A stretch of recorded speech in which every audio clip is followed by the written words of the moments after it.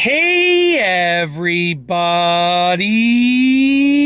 I'm here today to show you and tell you how to hold an Xbox wireless controller. And this will be an easy tutorial, so let's get right into this instructional video tutorial. As you can see right here, I have an Xbox wireless controller, and I'm going to show you the basics for how you should be holding this controller. Now, I say that term loosely, how you should be holding this controller, because really, you can hold the controller however you want to. And I've seen some gamers that play really well hold controllers in very different ways. So you can totally hold it in any way that you want to. I'm just going to show you what I consider to be like the typical way to hold a controller, or the way that I would generally hold the controller. And even myself, I probably hold it a little bit weirdly in certain aspects. So I'll go over sort of how I hold it, and then you can sort of take that and use it in terms of, like, you know, if that's like the proper way or not. But this is how I think you should be holding the controller if you want to sort of have the maximum capabilities and maximum comfort with the controller. Anyways, with that being said, you can hold it whatever way you want to. You can hold it in any way that you want to, but this is just sort of the method that I'm sort of going over and recommending, and the method that I utilize myself. So basically, as you can see right here, and I'm going to turn my body a bit, as you can see right here, we have sort of like the arms of the controller, and I like to grab the controller by the arms like that.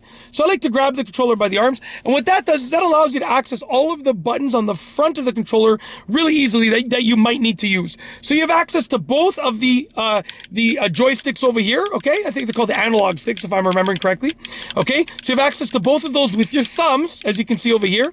You have access to the D-pad, or the directional pad, with your thumb over here. You have access to the main buttons with your thumb over here, and you can use them together. So you can go like this, right? Or you can go like this, okay? Or you can go like that. I mean, it's really up to you, whatever. Or you can go like that, whatever you want. You have access to all of those things. And at the same time, you have access to these buttons, which I'm guessing you're not going to be using them often, but you do have access so you can sort of move your hands. It depends on how long your thumbs are, to be honest with you. For myself, I got to kind of get out of position to touch them. But, you know, you have access to these buttons as well if you need them in the center of the controller over there. When you're holding the controller like this, you also have access to these shoulder buttons over here. Now, I like to hold my controller like this, as I showed you before, right? So I have access to all those buttons on the front. Let's say I'm playing like this. And I like to mainly use my index fingers to access the shoulder buttons like that. That's how I play, right?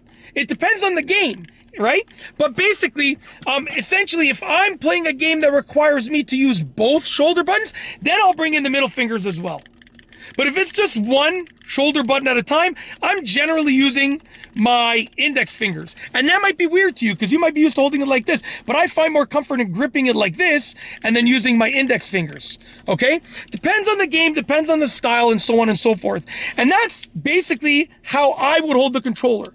Gripping the arms of the controller, which allows me to access the front buttons and the front movement, you know, joysticks and directional pad and so on and so forth. Using my index fingers if it's only a singular set of shoulder buttons that I need to use, or singular shoulder button at once.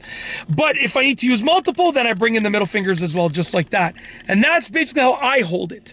And yeah, you know, obviously, I hold my controllers similarly with other systems, because other systems will have, you know, even if the controllers are different, the style of the controller is going to be similar. So I hold my controllers similarly with, like, if I'm holding like a Nintendo Switch Pro controller, a PlayStation controller, whatever the case is, I'll hold it very similarly, just so you understand. This is my general controller holding style, I guess. But this is an Xbox one, so this content is specifically for this specific controller. But yeah, like I said, that's generally how I hold other controllers as well. But that's it. That's basically all that I wanted to show you and tell you. And yeah, I hope that you enjoyed the video. And with that being said, I actually have nothing else to say. So yeah, hopefully you enjoyed the video. I've got nothing else to say. And with nothing else to say, we are going to roll the outro for this specific video. So without further ado, here's the outro for this specific video. If you like this video, please be sure to give it a thumbs up. Let me know what you think down below as a comment. And of course, be sure to subscribe for more great videos just like this one. And that's all I have for you today. Thanks for watching.